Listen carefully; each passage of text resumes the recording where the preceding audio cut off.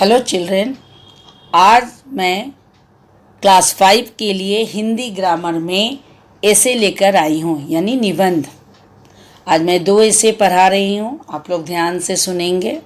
विज्ञान के चमत्कार। विज्ञान का अर्थ है विशेष ज्ञान। मनुष्य ने अपनी आवश्यकताओं के लिए जो नए नए आविष्कार किए हैं, वे सब विज्ञान की ही देन है। आज का युग विज्ञान का युग है। विज्ञान के अनगिनत आविष्कारों के कारण मनुष्य का जीवन पहले से अधिक आरामदायक हो गया है। मानव ने विज्ञान की सहायता से पृथ्वी पर उपलब्ध हर चीज को अपने काबू में कर लिया है। विज्ञान की सहायता से हम ऊंचे आसमान में उड़ सकते हैं, व गहरे पानी में सांस ले सकते हैं। मोबाइल, इंटरनेट, ईमेल्स, मोबाइल पर 3G और इंटरनेट के माध्यम से फेसबुक, ट्विटर ने तो वाकई मनुष्य की जिंदगी को बदल कर ही रख दिया है। जितनी जल्दी वह सोच सकता है, लगभग उतनी ही देर से जिस व्यक्ति को चाहे मैसेज भेज सकता है, उससे बातें कर सकता है, चाहे वह दुनिया के किसी भी कोने में क्यों ना हो।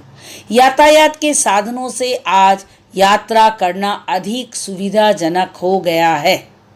आज महीनों की यात्रा दिनों में तथा दिनों की यात्रा चंद घंटों में पूरी हो जाती है।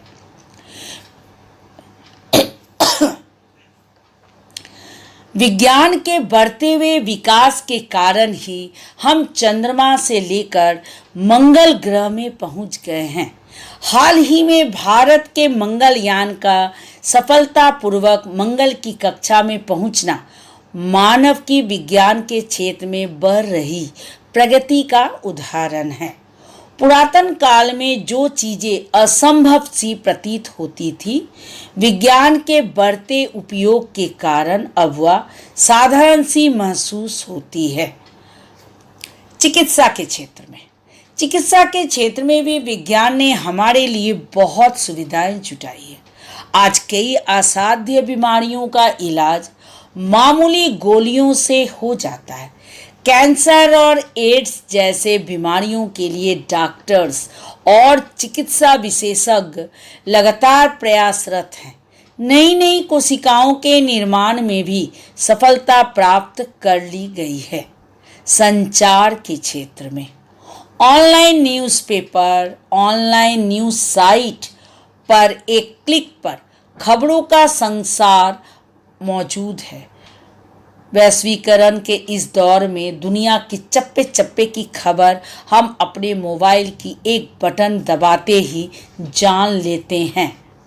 फेसबुक, ट्विटर, व्हाट्सएप के सहारे चाहे हम अपने सगे संबंधियों से कितने ही दूर क्यों ना हो, पर इन सब के माध्यम से हम अपने उनसे 24 घंटे जुड़े रह सकते हैं। सिक्के के 2 पहलुओं की ही भांति इन आविष्कारों के लाभ हानि दोनों हैं। एक और परमाणु ऊर्जा, जहां बिजली उत्पन्न करने के काम में लाई जा सकती है, वही इससे बनने वाले परमाणु हथियार मानव के लिए अत्यंत विनाशकारी है। हाल ही में जापान में आए भूकंप के बाद वहां के परमाणु रिएक्टर्स को क्षति बहुत बड़ी त्रासदी रही। अतः मनुष्य को अपनी आवश्यकता और सुविधा अनुसार मानवता की भलाई के लिए इनका लाभ उठाना चाहिए, ना कि दुरुपयोग कर इन्हें आविष्कारों पर प्रश्न चिन्ह लगाना चाहिए। बच्चों, आप अच्छी तरह समझ सकते हैं, कोई भी चीज के 2 पहलू होते हैं, लाभ भी और हानि, और हम लोगों को हमेशा उसका दुरुपयोग नहीं करना चाहिए। समझे? चलिए, मैं दूसरी वाले पढ़ रही हूँ। स्वतंत्रता दिवस। 15 अगस्त का दिन भारतीय लोकतंत्र और हर भारतीय के लिए काफी खास दिन है। यही वह दिन है जब भारत को ब्रिटिश शासन से आज़ादी मिली थी। इसी वजह से हर साल 15 अगस्त को स्वतंत्रता दिवस मनाया जाता है। आज के समय में भारत दुनिया का सबसे बड़ा लोकतंत्र है।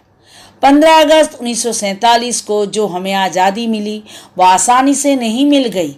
इसके लिए हमें बड़ी कुर्बानी देनी पड़ी है और लंबा संघर्ष करना पड़ा है।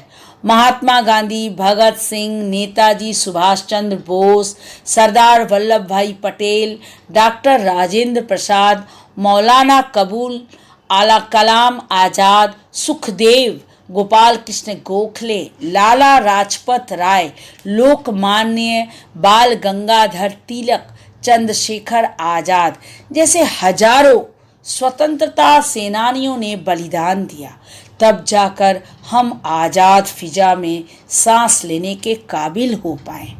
देश की आज़ादी के लिए स्वतंत्रता सेनानियों ने खूब मेहनत की। उन्होंने ब्रिटिश शासन से लड़ने में दिन रात एक कर दिया। उन्होंने अपने आराम और जीवन के सारे सुख त्याग दिए। उनमें से कुछ जैसे भगत सिंह, चंद्रशेखर आज़ाद, राम प्रसाद बिस्मिल्ला, अशफाकुल्लाह खान जैसे स्वतंत्रता सेनानियों ने अपनी जान तक देश पर कुर्बान कर दी। महात्मा गांधी के अहिंसा के आंदोलन से आज़ादी हासिल करने में काफ़ी मदद मिली। इसके नतीजे में ही 200 सालों के ब्रिटिश शासन में हमें आज़ादी मिली। आज़ादी की लड़ाई में हम हर धर्म, जाति, रंग और नस्ल के लोगों ने बढ़ चढ़कर हिस्सा लिया। अरुणा, आसफ अली, विजय लक्ष्मी पंडित, सरोजनी नायडू, कस्तूरबा गांधी, कमला नेहरू, एनी बेसेंट जैसी महिलाओं ने भी स्वतंत्रता के आंदोलन में हिस्सा लिया था। स्वतंत्रता दिवस के अवसर पर सरकारी स्तर पर बड़े कार्यक्रमों का आयोजन होता है। सबसे बड़ा कार्यक्रम लाल किले पर होता है। वहाँ देश के प्रधानमंत्री झंडा फहराते हैं और लाल किले के प्राचीर से देश को संबोधित करते हैं। कुछ लोग सुबह तैयार हो जाते हैं और टीवी पर भारत के प्रधानमंत्री का भाषण सुनते हैं। उसके बाद कई अन्य कार्यक्रमों का आयोजन होता है। राष्ट्रीय ध्वज को 21 तोपों की सलामी दी जाती है। इस तरह से हर राज्यों में भी स्वतंत्रता दिवस समारोह का आयोजन किया जाता है, जहां राज्य के राज्यपाल और मुख्यमंत्री मुख्य अतिथि में शामिल होते हैं। स्वतंत्रता दिवस को देश का हर नागरिक अपने अपने तरीके से मनाता है। इस मौके पर वे कार्यक्रम स्थल को सजाते हैं, राष्ट्रीय झंडा फहराते हैं और राष्ट्रीय गीत या देशभक्ति के गीत गाते हैं। इस मौके पर स्कूलों में कई तरह के कार्यक्रम का आयोजन भी होता है। तो बच्चों, आप समझ गए अच्छी तरह से। मैं 2 निबंध आपके लिए लेकर आई थी। मैंने बहुत अच्छा से आपको पढ़ाया। आप उसको बार बार सुनेंगे और अच्छी तरह से समझेंगे, समझ सकेंगे और बच्चे से थोड़ा लर्न भी कर लेंगे, ताकि जब मैं सुनूं तो आप उसकी जवाब दे सके। ओके बच्चों, बाय।